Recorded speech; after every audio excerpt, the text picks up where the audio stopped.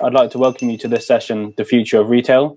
This forms part of our ICE 365 sports betting series, which I encourage you to explore further on the website. I'd like to welcome our moderator, Alan Pepperell, Retail Director at Spotlight Sports Group. Alan, over to you. Thank you, Finley. Commentators have written retail's obituary on multiple occasions, but it remains a key part of the gambling ecosystem in Europe. Now more than ever, it faces multiple challenges. Following years of tax changes and increased legislation, the global pandemic has meant that many shops have been temporarily closed over the last 12 months. This has potentially led to a permanent migration of some players online. However, there remains a significant number of people who feel that retail is very resilient and optimistic about the channel's future. Today, we have assembled a panel of leading industry experts who will be giving their thoughts on the future of retail. Firstly, I'm going to invite each of them to introduce themselves, give a bit of background about their business and where they are in regards to the current pandemic. Adam, can I start with you, please? Hi, everyone. I'm country manager for Superbet in Poland. I joined the group in September, but I'm in this industry for over 10 years. I have run several omnichannel sport books in Poland, Netherlands, and US. Now focus on Poland again after selling Total 2 years ago to Gauzen Group. Pandemic, is our new reality, unfortunately. Luckily for us in Poland, sport betting shops have not been closed during any wave of the pandemic. Malls have been closed, different service shops have been closed, including casinos, but sport betting shops remained, as well as lottery shops remained open throughout this difficult period. But of course, there are limitations and there are restrictions related to how many people can be in the shop in a given time. The main rule is of one person per every 10 square meters. So you have to keep basically people outside of the store if it's a crowded place.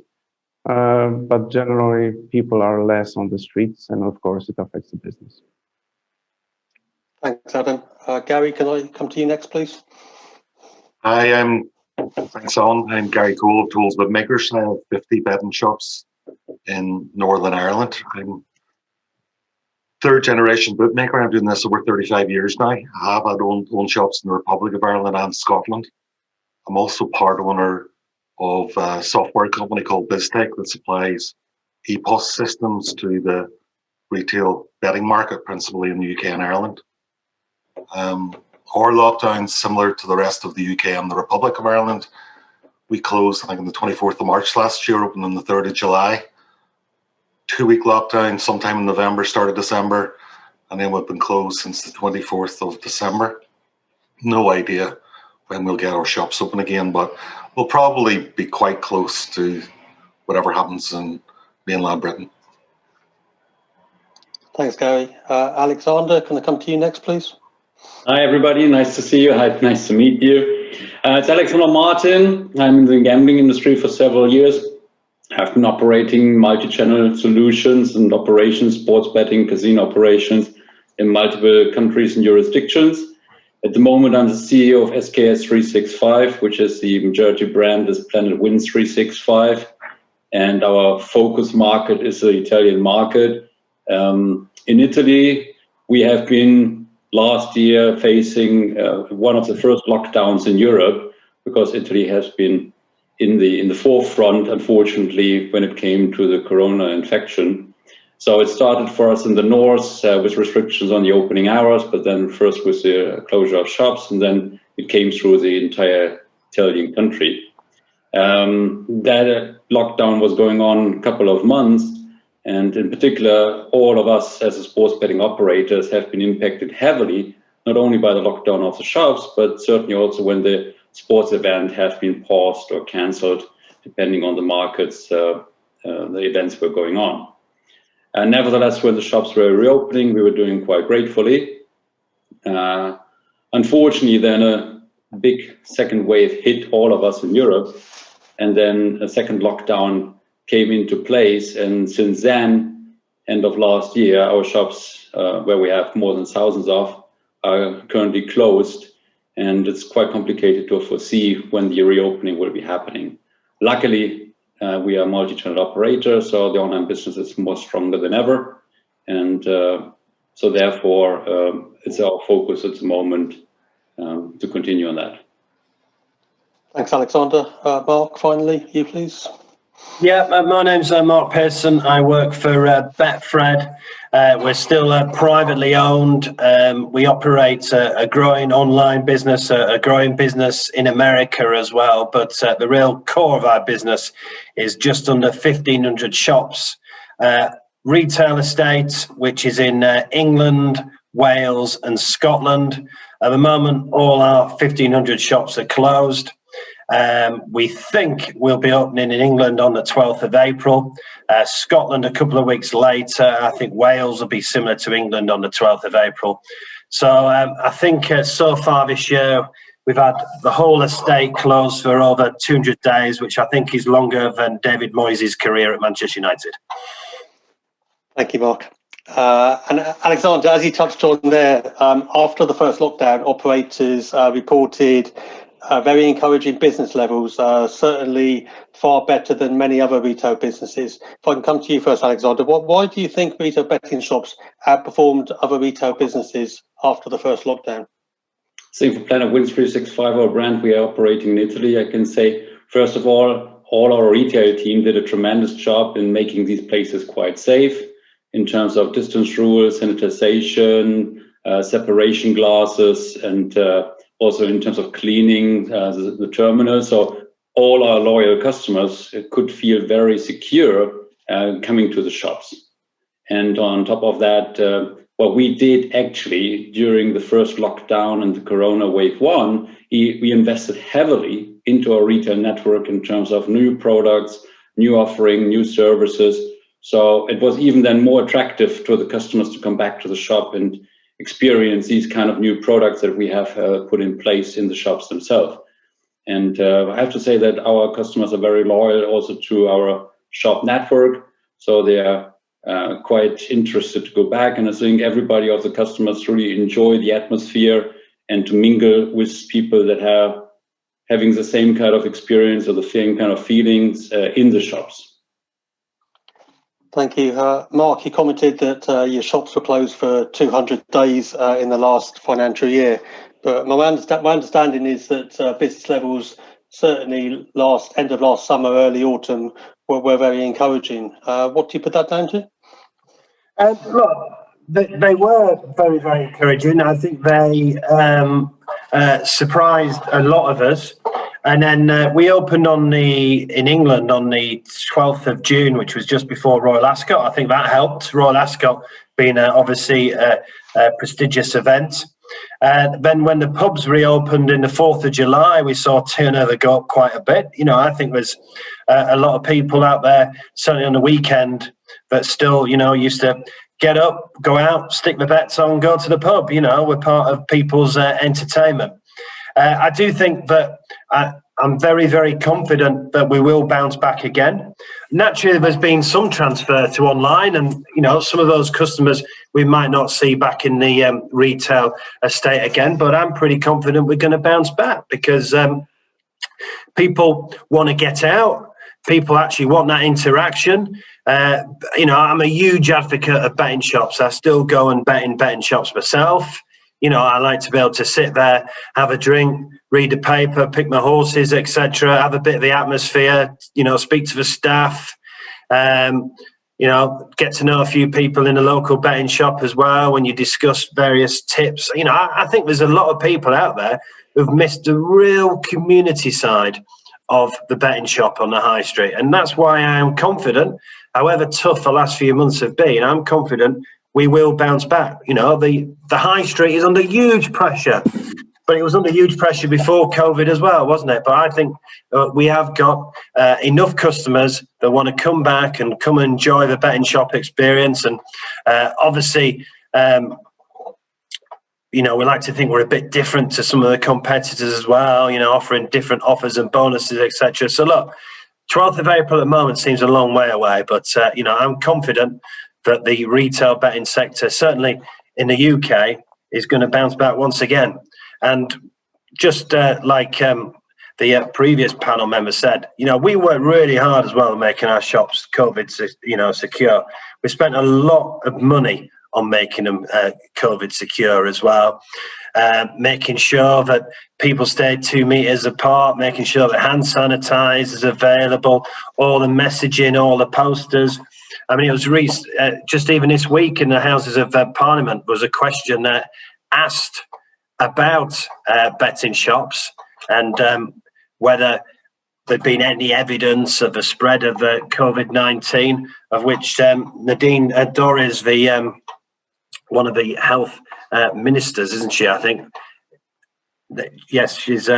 Nadine Dorries said that received no specific evidence when she was asked whether betting shops have contributed to a rise in the transmission of COVID-19. I think the whole sector, obviously I'm always going to speak to BetFred, but the whole sector have worked very, very hard to open COVID secure. Now, obviously we understand why we're closed at the moment, but we can't wait to reopen again. Thanks, Mark. Gary, I think you'll agree with some of Mark's points about people wanting to get out and that social element. Well, most definitely. We're social animals, and I found as soon as we were allowed to open, I think it was the 3rd of July last year, after the first major lockdown, I can't say there were queues to get in the shops. So that, funny enough, my hometown, the first Saturday we were open, a friend of mine texted me, old teenager friend, texted me 15 minutes after the shop opened, says, he was queuing to get into the shop because we could only let so many people into the shop. I think that particular shop, it was something 12 or 13 people. And there was a queue of stacks of people. He showed me a photograph. I just remember all these people from 35 years ago. I couldn't believe it. We're social animals. Online has its place. I think it's a very lonely place to have a bet. I think people really, like Mark said, you want to get out, meet your friends, chat to the staff, maybe have a pint in a pub or bar next door. People want to interact, and betting shop's perfect for it. Like the rest of the high street, if you go to the supermarket, you go to clothes shop, they're not really social experiences.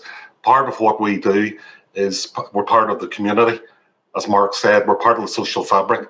I'm very optimistic about the future. I traded incredibly well the last 2 quarters of 2020, and might be a bit slow when we start again because people have formed different habits, but everybody's just busting to get out, and I'm very confident for hopefully the rest of 2021 whenever we get open again. Thanks, Gary. And Adam, I know obviously shops have remained open in Poland throughout the pandemic, but how have you found business levels in Poland and how they compared to other retailers? Of course, the business has literally disappeared when sports was not there. And this is, while esports, virtual sports can be definitely, used extensively in online, and we have all did our job to do that, but definitely we have seen a dramatic drop, and there was basically more question, is it worth to keep the shop open? It's not, because there's no reason for someone to pass by, plus the COVID, plus all the restrictions. Investment, of course, as you guys said, to keep the shops, to install the shields, which we never had. We kept it more open plan. So I think the performance was great afterwards because the sports came back. So people were hungry for sports and hungry for emotions and hungry for this interaction. As we all said, people like people after all. So we like to be together. Even though Poland is a heavily e-commerce dominated market, not only in betting, but across industries, retail industries, Poland becomes basically online driven market. And in terms of betting business, 80% of the entire business is already done online only. But shops are important element of of the entourage, and for many people, it's still the place where they start the journey and the experience itself. Thank you, Adam.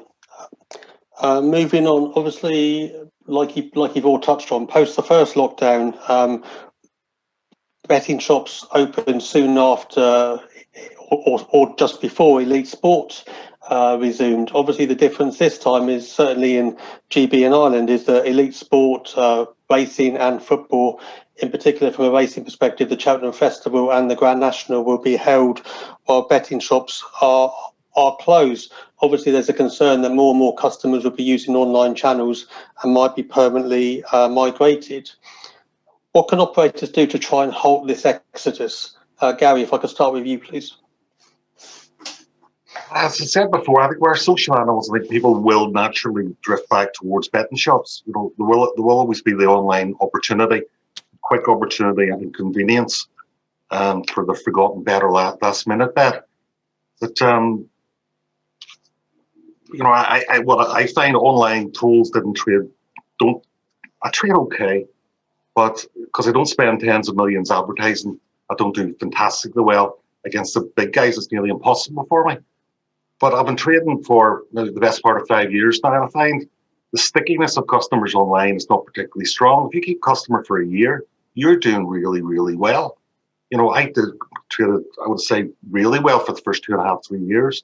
But when we microanalyzed, we tended to find there were my customers who were going to my shops or coming to my call center. They went online for the Toals experience, if I can call it that there. And after a period of time, they stopped going. And, you know, for some people, you know, for a lot of it's debit cards, and some people don't want their bank managers to see that. Anecdotally, you hear, you know, people are going to refuse mortgages or loans because they're gambling. You might not want your partner to see it. And the truth is, you might not want to see it yourself, because an awful lot of people when they're online, if they get a winning bet, will keep on going, or maybe have bets after a few drinks on the Saturday night that they wouldn't normally have the opportunity to do. And they wake up on Sunday morning going, oh, I touched for a nice bet there, but all the money's gone to the casino. So I have found the stickiness of customers. I think customers online, if they only do, just say you're a golf customer and you do 4 bets a year in the majors, you will stick online for the rest of your life. You may never go to a betting shop. But if you have a bet every Saturday or every day, I tend to find customers go back to betting shops. What I find with a lot of my friends, my son's friends, and my friends' sons, like they all start when they're 18. Like everybody's online when they're 18, and they're 19 or 20. They don't know what a betting shop is. They get to 24, 25. They've stopped betting online, or to a lesser extent, and they go to the betting shop, and it's a meeting place. So we have our place on the high street. It's not going to go away. Might be difficult to start. You know, a lot of people who have not bet before have gone online. They like the experience. But sitting on your own on a Saturday afternoon, this wouldn't be any fun to me. I'd rather get out of the house, so I'm confident. And Mark, obviously you talked about the 1,500 shops being the core part of the BetFred business.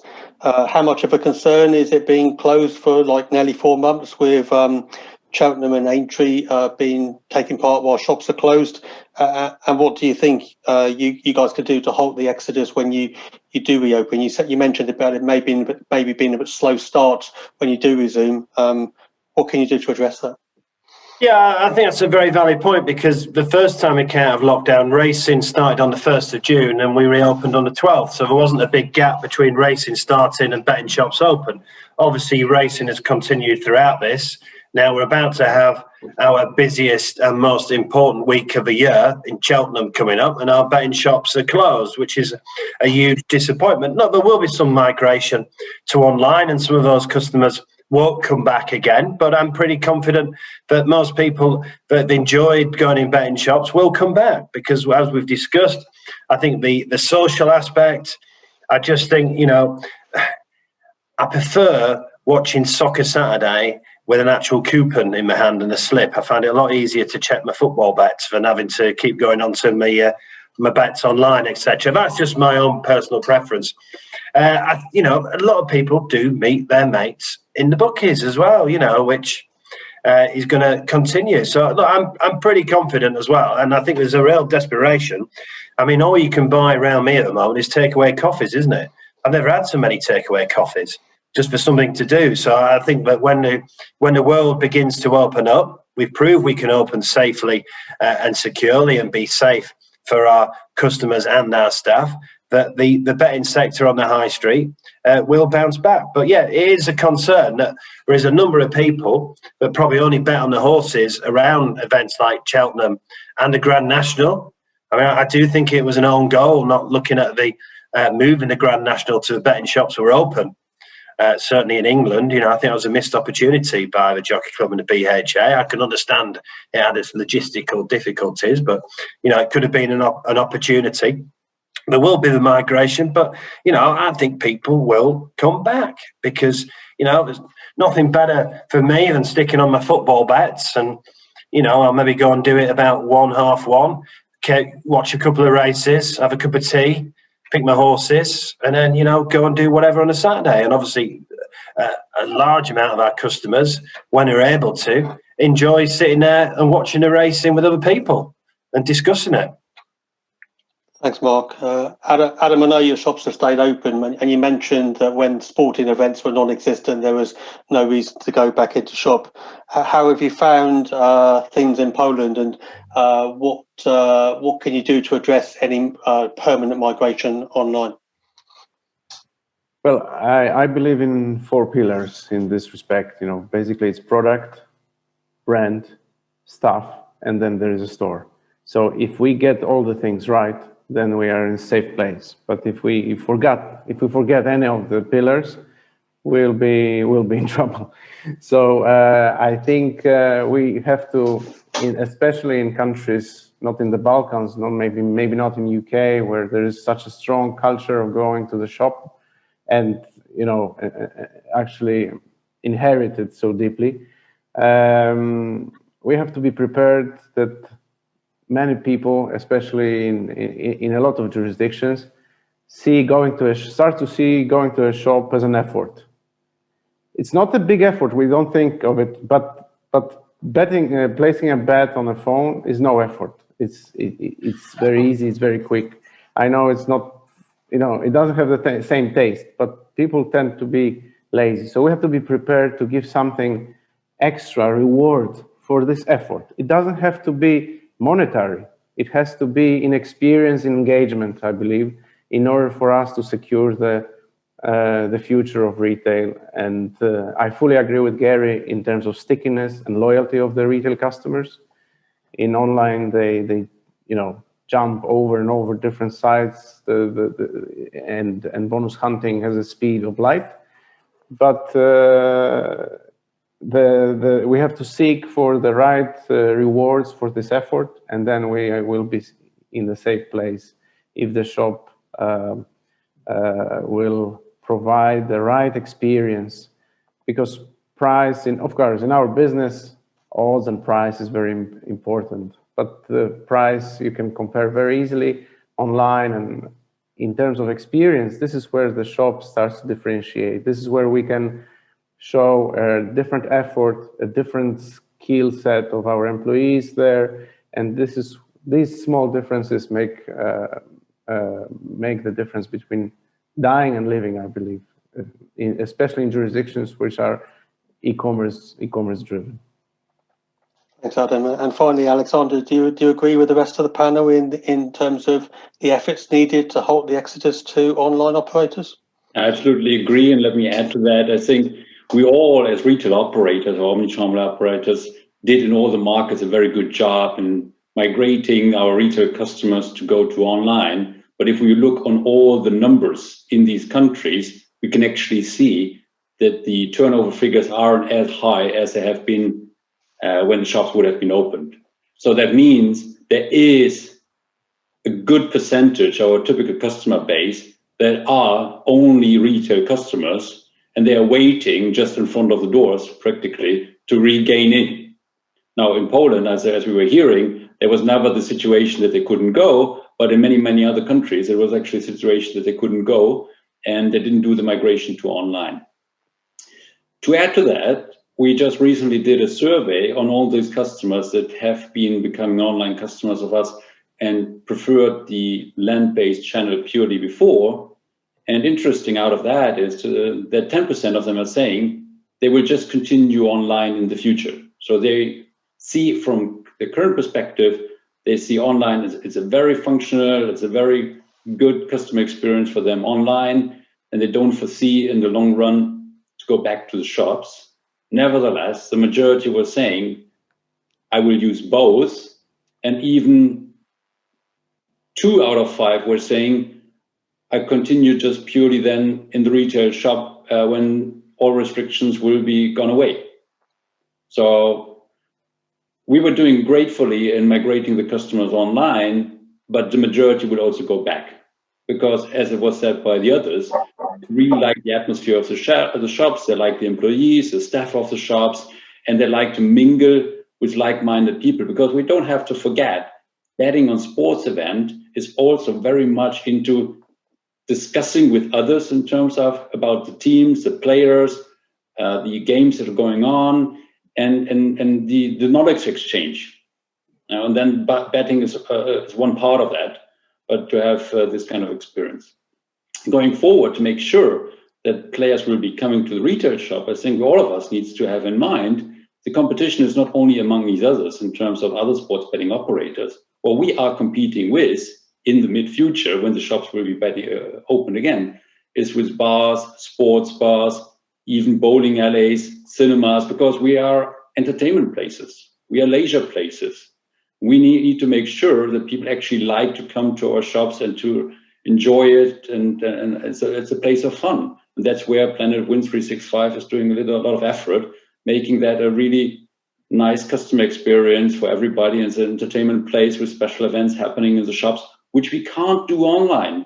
It's a different kind of experience that we can offer in the shops, and that's our focus and the improvements we are doing in the next years. Thank you, Alexander. You've all touched on the experience in retail. To what extent have you already focused on changing the experience in the betting shop, and what would your plans be to do in the coming years?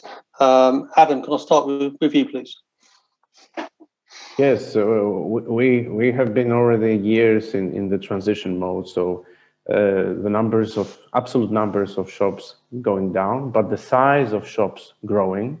Within those shops, you start to see SSBTs, video walls, digital experience, a nice and cozy place where you can watch the game.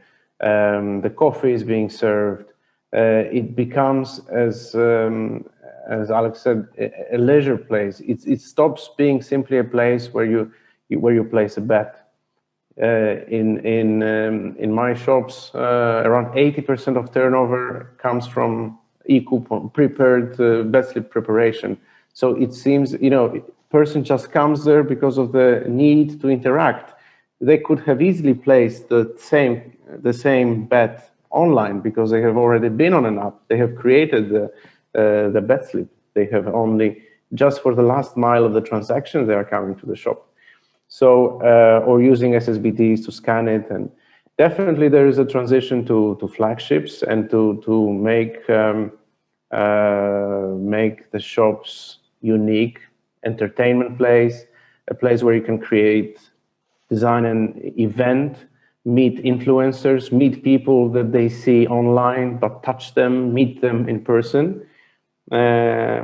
Interestingly, I can tell you that right now, for example, in the world, there's around 2,000 shops of companies which are digitally native, meaning they started online and then moved to creating a retail experience because they understood that having a retail presence not only creates trust, but creates a different type of brand awareness and different experience, which we are mentioning. Because,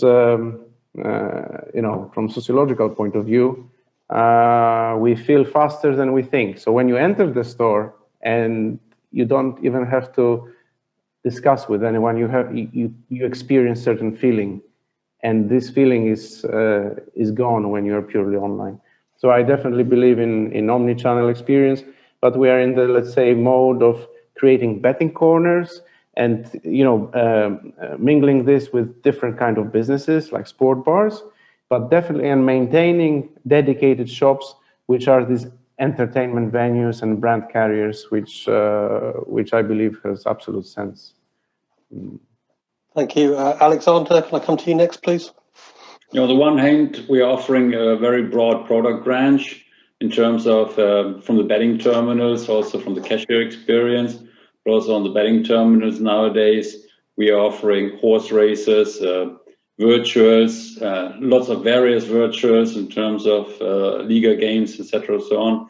So that product offering has been becoming broader. We also have dedicated slot zones to play in, and we have been put a lot of effort in some of the locations in high visual presentation of the games that are happening, with a good sound, with a good video, with cozy sitting. And then, as Adam was saying, sometimes we have influencers there, we have experts telling about the game, some local special people that are coming to the shops and explaining a little bit about what they're doing and how they see the sports continuing, what's happening in the market. But then in addition, and that is something we are allowed to do, is we can offer drinks, snacks, and also have some special events where we're offering food and additional services in the shops, and it's a nice place to be. And then hundreds of people are coming just to be together. Nowadays, certainly with the distance rules, it's not easy to have more than 100 people within the shops. But hopefully we're coming pretty soon back to that kind of entertainment. And then if all the people are standing there in front of a big screen and they're the fan of a local team and they're supporting this team and they're among the fans, that is really a stadium atmosphere, and that is what we want to copy. So the people should actually live like being in the stadium. And Mark, I know customer service has always been at the core of BetFred.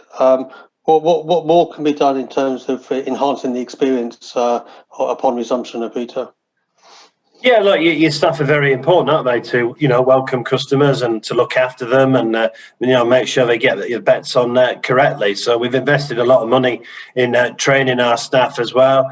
We've invested a lot of money in our own in-house TV channel in BetFred TV. What enables us is to mix the event ourselves, and as Alex just talked about, we'll have footballers talking about the matches coming up, jockeys talking about the racing coming up, just trying to give people that sort of extra experience and point them in the direction. And BetFred TV operates on 3 different channels, but we're able to mix the race in the greyhounds and the virtual to give them more of a sort of enhanced experience. It's less disjointed if we were just taking, say, the supply from SIS and or TRP. We're able to mix all the horse racing together, and then have in the past we've had people live on the race course. Unfortunately, that's not happened for a while, unfortunately. But for me, it's all about just providing that experience, providing the opportunities, and trying to, as best you can. Ultimately, we take money off people, but we very much, want to be, their friends. Give them an opportunity. Try and make it as warm and welcoming as possible. And Fred's very much about offers and bonuses, etc. So, when the shops do open on the 12th, he'll no doubt be in, and will be biggest price on quite a few things. Start of the football season, we might even ask him, and he'll be biggest price on Liverpool. He always takes on Liverpool every year, so it's about just trying to be a bit different for the others. Trying to, we're lucky in many respects. We've got a figurehead, he exists, so we can sort of, give that personal touch, and hopefully that personal touch filters down to all our 1,500 shops. Fred started with one shop in 1967 with the ethos on looking after your customers and providing value. Well, we might be a lot bigger and 54 years later, but the ethos is still exactly the same. Look after the customers and try and give them value. And Gary, I know obviously with your Biztech business, you're at the forefront of development in retail. How do you see the role of a colleague in the future? How do you feel that's going to move forward as more and more tech maybe makes transactional activity more seamless?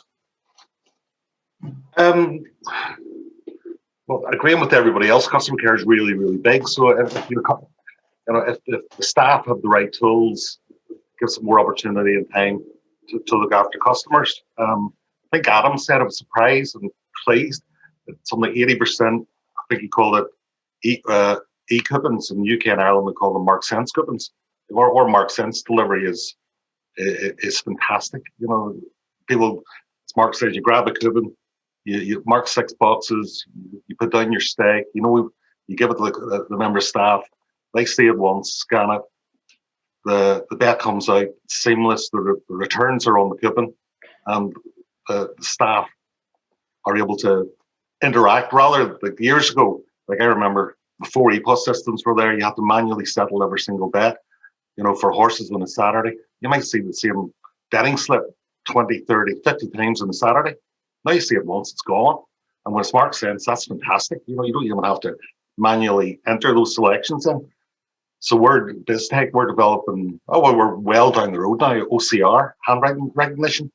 So I foresee very, very soon, you know, basically with the OCR functionality, great training tool as well for new staff coming in. So somebody will come in, £10, red rum, 2 to 1. It's scanned, and the member staff only has to go enter, and the bet's accepted.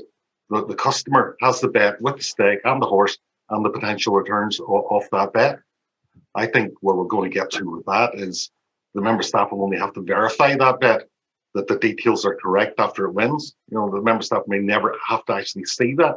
So as opposed to, I remember 40 years ago, you're looking at that horse betting slip on a Saturday and you're sick seeing it because it's complicated and you've looked at it 30 or 40 times, you might never see it again. So and the omnichannel, you know, we've developed stuff for Paddy Powers. Paddy Powers is our biggest customer, and we've integrated for them. You can place a bet online and collect it in the shop, or you can, you know, and vice versa. So it's, you know, it's part of the shop window. It's online. They can do in the shop what they can do online and vice versa. It's a really, really good tool for them. Probably less good for me because I don't spend the money in marketing. But digitalization of the shop's a big thing as well. You know, there is some post digital display, which is really, really good. You know, our shops, as Alexander said, we have sections in the shops where, you know, it's the machine area, it's the self-service betting terminal area. There's now coupons area. You know, 30 years ago, there might have been one football coupon on a Saturday.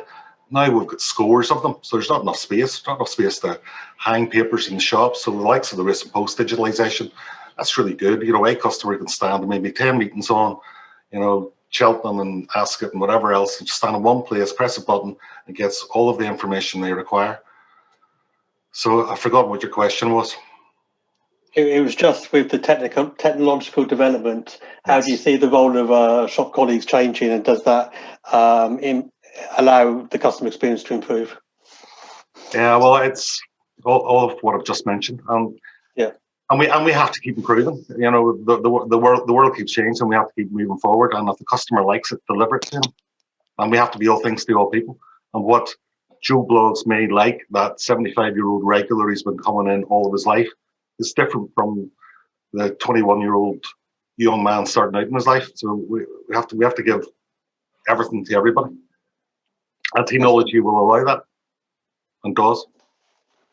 Thanks, Gary. I think you've all touched on like the importance of a flagship shop and brand presence.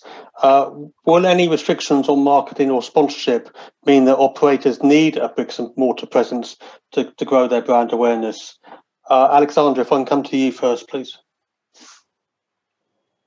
Certainly, if there's a marketing ban in place in a country, let me say on the other hand, if you are a pure online operator and you're entering newly to the market, then the situation is certainly quite difficult to enter. But if you would be an established pure online operator with a decent market branding already, and maybe you not only operating in that single country, maybe internationally, and you're doing then jersey sponsoring in any other countries, which would be then legally, there's a spillover effect happening for sure. Nevertheless, we are a multi-channel operator. I have a strong belief in that. All the multi-channel operators, retail operators, have been the strongest now with the Corona situation and the lockdown in acquiring online customers. So they were outbeating the pure online operators. And I think multi-channel has a strong benefit for the customers because they can choose both options. They can go Monday, Wednesday, Saturday to the shop, and in between or even on the same days, they can play online too. So they have the freedom of choice. And maybe one day that they just want to make their betting slip quite quickly. Other time they want to go out and have an entertainment experience with their friends or like-minded people they know from the shops. So they have both options. Never forget, as Mark was saying, we are talking about money. And certainly with the retail shops, I believe there's still a psychological effort in those customers that maybe play purely online. They like to see shops in the streets because that gives them a level of trust and certainty, just in case if things go wrong, they have a place where they go. Take the banking industry as an example. Most of us, most customers in the banking industry still are with banks that have a brick and mortar experience, but they haven't been there for years. So they're doing everything purely online, but just in case of, they have a chance to go there. So I think it's a trade-off. But as we all said before, retail gives additional experience, gives additional benefits. It's really a fun place to go. And I think most of the customers prefer to have an omnichannel operator to have that in place. But if it comes to ban, we don't need to forget that in many countries, there are restrictions coming in terms of distances among each other, distances towards sensitive places, children or churches or any other places. So even if we would like to open more locations, we have to be quite carefully where these locations can be opened and where they can actually continue. So therefore, we have to be very mindful to find the right places to operate the shops in.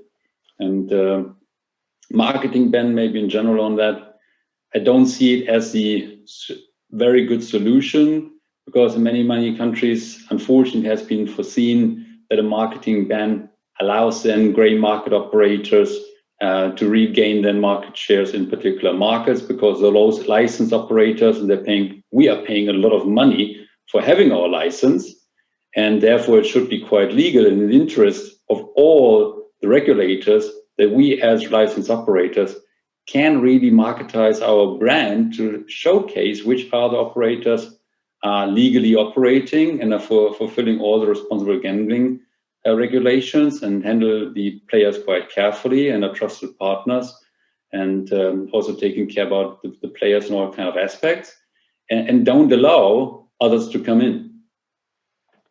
And Mark, obviously BetFred sponsor a huge number of events. How do you think any restrictions on marketing or sponsorship will impact that, and how important will be having your large retail estate in terms of maintaining or growing your brand presence?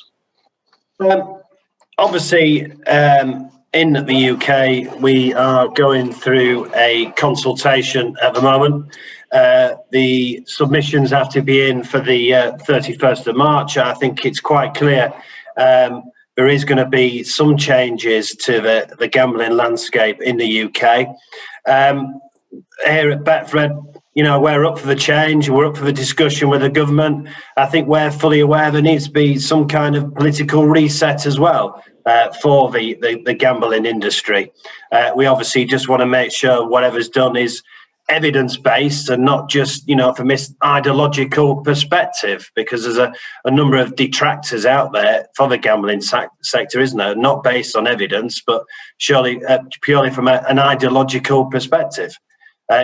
Recent problem gambling rates in the UK have halved. They've gone from 0.6 to 0.3% last year. So, that is a positive. But I don't think anyone's naive in our sector that work needs to be done, and work needs to be done on a political reset. What legislation are we facing? I think there will be changes to possibly the way bookmakers market, etc., online, etc. I think that could happen. I think having a high street presence has really worked for us. You know, it has obviously helped to grow our online business, and obviously a number of our customers who are shop customers have online accounts as well, because, you know, they like the BetFred experience. You know, they might have a BetFred near to where they work, and obviously they might use online at the, you know, the weekend, etc. So I think having that omnichannel, I think is the right word nowadays, isn't it? Approach. You know, that's the way you've got to think it. If you've got a retail estate, you must consider online. Obviously, a lot of the operators are just online only and have been, you know, very, very successful.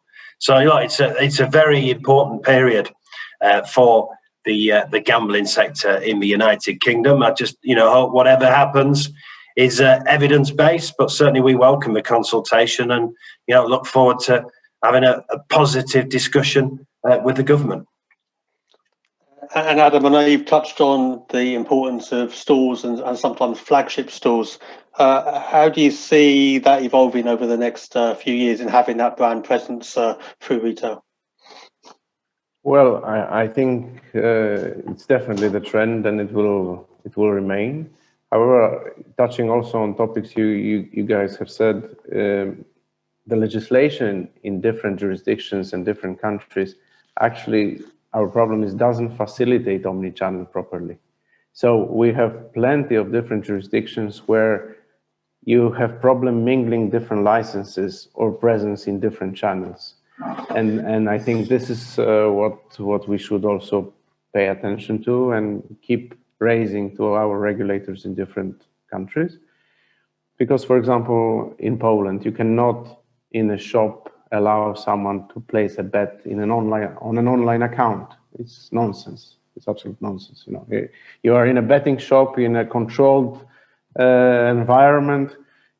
If a tablet is there, you cannot place an online ticket, or you could be found of flagrant violation, for example. Or in Romania, you have to have separate license for online and retail, and depositing money or withdrawing money becomes a challenging element. It should be actually encouraged.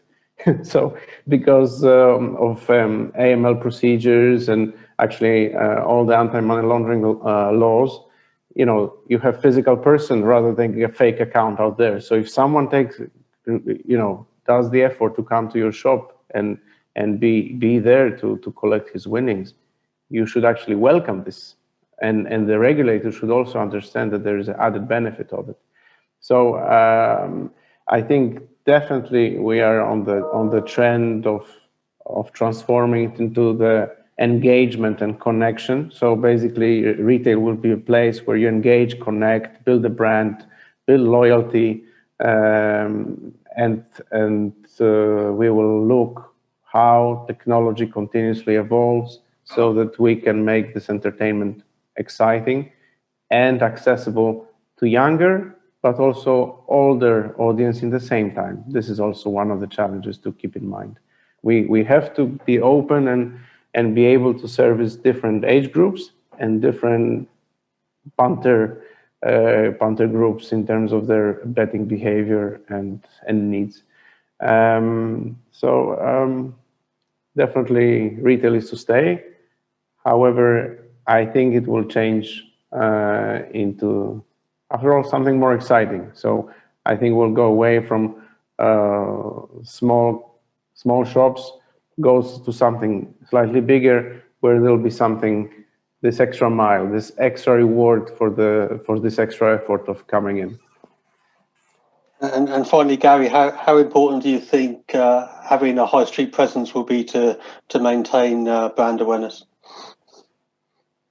I think it's possibly going to be a bit of a game changer. My view online was if you don't spend tens of millions of pounds advertising, you don't trade particularly well. The likes of fantastically successful company Bet365, how will, if gambling marketing is just say is totally abolished, prohibited in the UK, how do they find their customers? How will the new customers in 2 years' time, or 5 years' time, or 10 years' time, how are they going to find them? So like BetFred with 1,500 shops, like what a fantastic opportunity. People do like betting with their local bookmaker. And I did find my initial success online, it was my local customers primarily. It wasn't English customers who don't know me or Southern Irish customers who don't really know me. It was Northern Irish local customers who came to us. So I think it's a bit of a game changer. It's anybody with betting shops has a major advantage. Okay, and one final question before we finish, guys. Self-service betting terminals have changed the landscape in terms of betting opportunities and in-play in retail. Should more be done on the SSBT product to attract your traditional horse racing and greyhound customers? I'll start with you, Mark, please. It's an interesting one. That I mean, we found self-service betting terminals, obviously are increasing like everyone else. The real drive is football.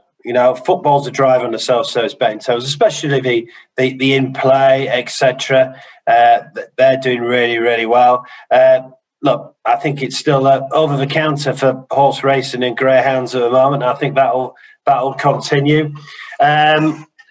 You do see a different clientele using the self-service betting terminals, how they're building their rackers, etc. I mean, it's phenomenal the number of markets you can get on some football matches as well, isn't it? I see them as sort of complementing betting shops, not replacing over-the-counter in any way whatsoever, but they complement the offering, and certainly they are attracting a different clientele into the shop, which is obviously very, very good, but very much self-service betting terminals for me are complementing the offering that we do in BetFred, and not replacing part of it, complementing it. And Adam, is the challenge that horse racing and greyhounds is still quite complicated for a new entrant to understand, and is that one of the reasons it struggles on the SSBT product? Is there more education and innovation need to be done around that? I think SSBT is doing just I think it depends on the jurisdiction. For example, in terms of Polish jurisdiction, SSBT is doing particularly very well. In some shops, 80% of traffic goes through SSBT. So there is upsale of live betting because it allows for quick games. Normally, you would have missed the next virtual race or next live bet over the counter. So I agree with Mark that this is complementary in a sense that you can play easily pre-game over the counter, but if you want to play complex bets on live betting, you would be always missing the time with the retailer. So the SSBT allows for that, and this is great. So it allows a new dimension of this experience. And Alexander, what do you think around traditional horse racing and greyhounds on the SSBT product? Is there more that can be done? Well, I think it's the right direction. So all the shops where we have been placing sports betting terminals, self-service betting terminals, also turnover and business is actually growing. And in all of our betting terminals, which are very user-friendly, you find nowadays virtuals, but also horse racing, other kind of events, and people are actually picking these kind of games. So even punters that have been maybe not playing races for a long period of time, and maybe were never so much into it and didn't understand really the names of the horses or the racetracks. And when it comes on a betting terminal and it becomes available, they pick and choice, and they make their first bets, and then they have an interest into it, and then they see it on TV. And I think the number of events on a daily basis and the speed is quite interesting to follow these kind of games. And we are seeing an increase actually over the last months significantly, and the interest in horse races is growing. We just revitalized our horse racing offering also online, and that has been growing nicely also. And the customer attractiveness has been improving significantly over the last months, where we saw actually the need to do so, because many of our typical horse racing punters were going online, and they wanted to have the same kind of experience like in the shop, so you can actually follow the races nowadays live on the online offering. And finally, Gary, any thoughts on the traditional products on the SSBT? Yes. It's the online solution for betting shops. Like all the markets are in there, all the obscure markets. Okay, it might be obscure to me, but if you're a Polish national working in Belfast and you support a Division 2 or whatever it's called in Poland, and I don't have a coupon for it, but it's all in self-service betting terminals. So it's all thanks to all people, which is really, really good. And I see the future as possibly, what the horse racing and greyhounds go on to it. Like, it's the only way we'll ever be able to accept an in-play bet in a betting shop. By the time you figure out what you want, you write out a coupon or put it on a mark sense, you present it to a member of staff who may or may not be busy talking to or serving another customer. It all changes so quickly. Greyhound racing is possibly impossible, but horse racing is definitely possible. We see BetFred betting and running. Well, why can't we have that in the betting shop? And it's just a matter of having your funds in there and pushing them up. That will work, and that should be in there. So they're here to stay. They're very valuable product at this stage. That's perfect. Thanks everyone for your input today. I think you'd all agree that there's clearly many challenges in retail, but as the panel have spoken so eloquently today, there is a lot of confidence and a lot of resilience in the sector, and retail is here for the long term.